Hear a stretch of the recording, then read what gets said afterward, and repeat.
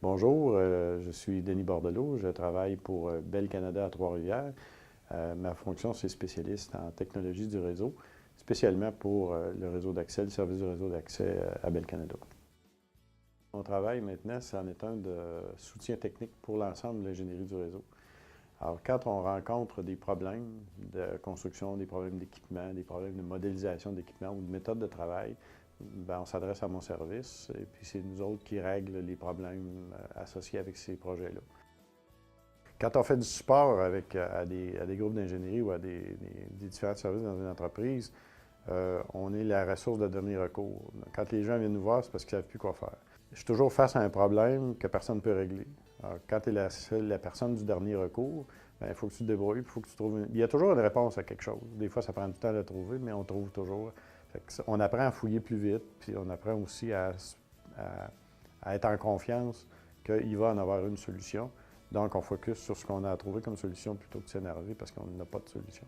Dans le marché du travail, de ne pas avoir une réponse, ça ne marche pas. Je veux dire, on a un client à servir, on a un travail à faire, il faut le faire, il faut trouver une façon de le faire. C'est pas toujours pareil. Ce qui nous amène à nous développer beaucoup en entreprise, c'est quand on ne reste pas toujours à l'intérieur des modèles qui nous sont donnés. Quand on devient une personne qui fouille, qui cherche, puis qui trouve, tu deviens indispensable dans l'entreprise.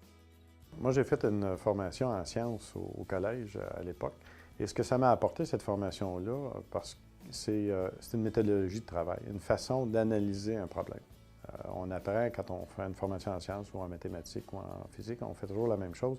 On segmente le problème en blocs. Mais tu peux appliquer ça dans n'importe quel genre de problème que tu as dans ta vie. Tu as un problème avec un processus de travail, tu as un problème avec un équipement. On y va par boîte de fonction, puis quand on a trouvé la boîte de fonction qui ne va pas bien, bien là, on s'en va à l'intérieur de la boîte, puis on décortique le processus morceau par morceau pour trouver finalement c'est quoi ton problème. Mais ce que j'ai beaucoup utilisé de ce que j'ai appris à l'école, c'est cette méthode logique-là. Et encore aujourd'hui, même après 40 ans de travail, je continue encore à apprendre des nouvelles choses, à aller fouiller pour trouver ce qui se fait ailleurs, comment on fait ça, quel type d'équipement on utilise pour perfectionner ce qu'on fait aujourd'hui dans notre quotidien. C'est une grosse roue qui tourne, la vie. On pense que ça change beaucoup, mais les principes de base, les principes d'apprentissage, les principes de fonctionnement restent à peu près tout le temps les mêmes.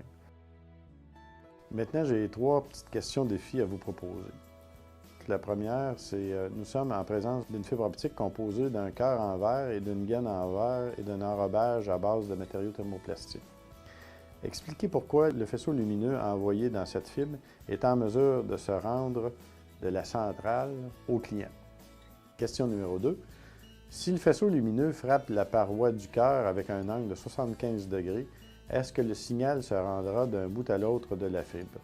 Les informations sur la fibre sont décrites sur le schéma suivant. Question numéro 3. Si on joint 2 câbles de fibre optique dont la composition ou la qualité de la fibre utilisée est différente, il y a de fortes chances que le signal ne se rende plus. Pourquoi?